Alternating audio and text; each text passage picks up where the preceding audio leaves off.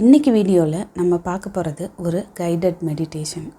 வெறும் 10 நிமிஷம் மட்டுமே செய்யக்கூடிய இந்த மெடிடேஷன் நம்ம குணாதிசயத்திலேயே மிகப்பெரிய ஒரு மாறுதலை ஏற்படுத்தக்கூடிய அளவுக்கு ரொம்ப பவர்ஃபுல்லான மெடிடேஷன். இது செய்யும்போது கண்கள் முழுதாக மூடி இருக்கணும். ஹெட்ஃபோன் யூஸ் பண்ணி பண்ணுங்கள். இதில் வர வாய்ஸ் இன்ஸ்ட்ரக்ஷனை அப்படியே உள்வாங்கி பண்ணுங்கள். இது ஒரு பேசிவ் மெடிடேஷன். இதை அடிக்கடி தொடர்ந்து பண்ணும்போது மிகப்பெரிய மாறுதல் ஏற்படும்.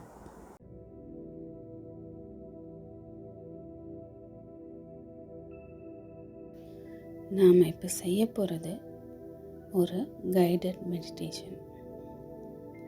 இந்த கைடட் மெடிடேஷனில் நீங்கள் எந்த ஆக்டிவிட்டீஸும் செய்ய வேண்டாம்.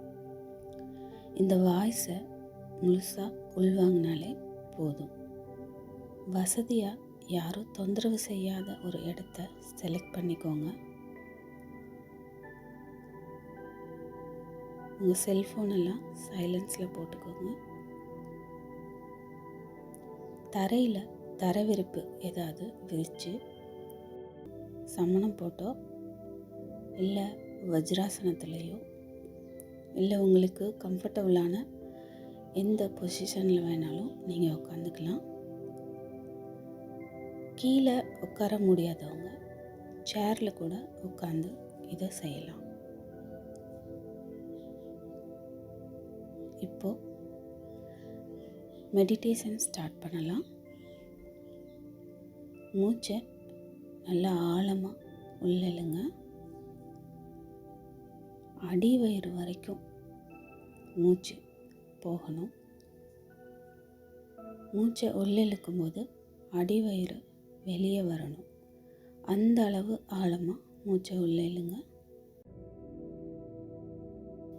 மெதுவாக, ரொம்ப மெதுவாக ரிலாக்ஸ்டாக மூச்சை வெளிவிடுங்க.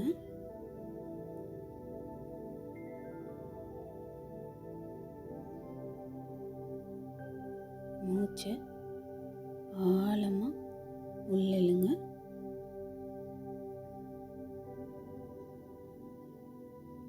இப்போ ரொம்ப மெதுவாக மூச்சை வெளிவிடுங்க.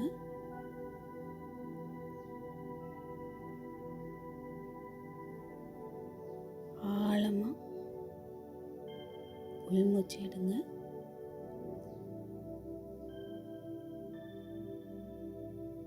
மெதுவாக வெளிமூச்சு விடுங்க.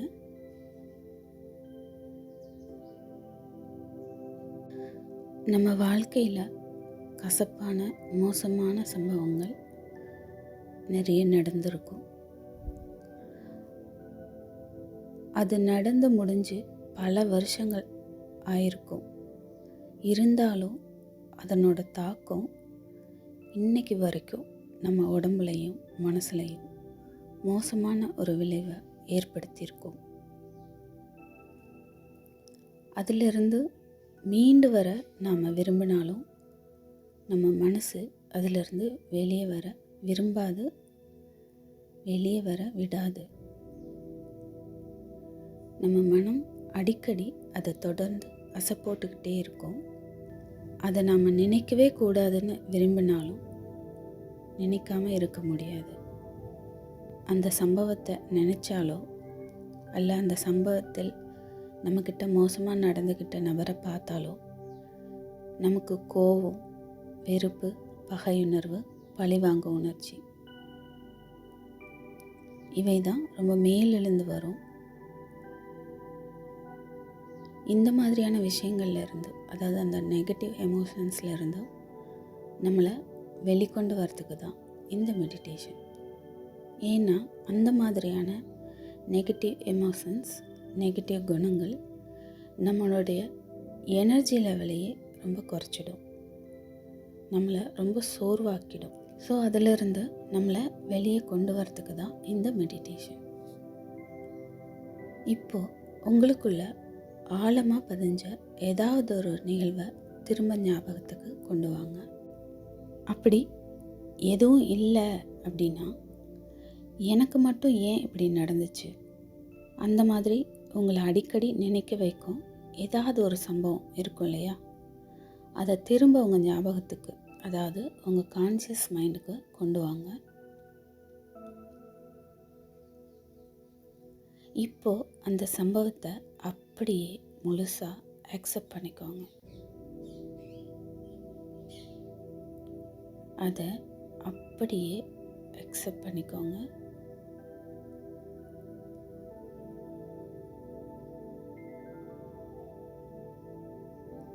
அதை முழுசாக அக்செப்ட் பண்ணிக்கோங்க.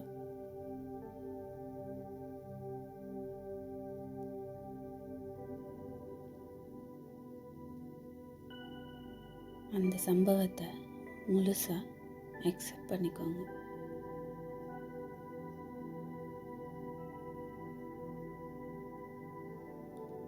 அது ஏன் இவ்வளவு நாட்களாக நமக்கு இவ்வளோ வலியை கொடுத்துச்சுன்னா, நம்மளால் அதை அக்செப்ட் பண்ணிக்க முடியல. நம்ம மனசால் அதை ஏற்றுக்க முடியல. அதை ஏற்றுக்க முடியாதனால நமக்குள்ள மிகப்பெரிய போராட்டம் நடந்துச்சு. அந்த போராட்டம் தான் நமக்கு அவ்வளவு நெகட்டிவ் எமோஷன்ஸையும் அந்த வலியையும் கொடுத்துச்சு. அதை அக்செப்ட் பண்ண உடனே அத்தனை வலியும், அத்தனை போராட்டமும், அத்தனை நெகட்டிவ் எமோஷன்ஸும் காணாமல் போயிடும்.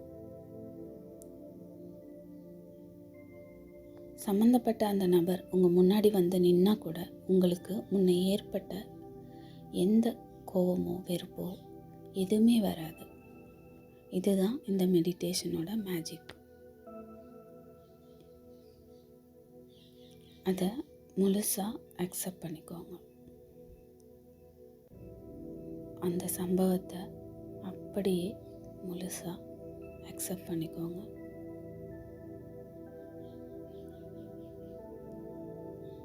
அக்செப்டன்ஸ். இப்படி அக்செப்ட் பண்ணதன் மூலமாக உங்கள் உடம்பு மனசு ரெண்டும் எவ்வளோ ரிலாக்ஸ்டாக இருக்குங்கிறத உங்களால் ஃபீல் பண்ண முடியும். மூச்சு தொடர்ந்து ஆழமாக நடக்கட்டும். அக்செப்டன்ஸ், இதுதான் மிகப்பெரிய சாவி.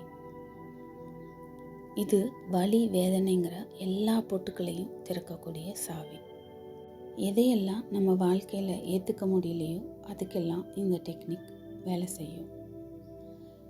இந்த மாதிரி நம்ம வாழ்க்கையில் நடந்த எல்லா சம்பவங்களுக்கும் இந்த டெக்னிக்கை பயன்படுத்தி அதிலிருந்து வெளியில் வர முடியும். இப்போது உடம்பும் மனசும் எவ்வளோ அமைதியாக இருக்குது அப்படிங்கிறத ஃபீல் பண்ணுங்கள். மூச்சு எவ்வளோ ஆழமாக போயிட்டு வருதுங்கிறத ஃபீல் பண்ணுங்கள். அப்படியே மெதுவாக கண்களை திறக்கலாம். இந்த ஸ்பேஸ் ரொம்ப பிடிச்சிருக்கு அப்படின்னா கண்களை மூடி உங்களால் எவ்வளோ நேரம் முடியுமோ அவ்வளோ நேரம் அந்த ஆழமான தளத்திலேயே தொடர்ந்து இருக்கலாம். உங்களுக்கு எப்போ கண்களை திறக்கணும்னு தோணுதோ அப்போ கண்களை திறக்கலாம்.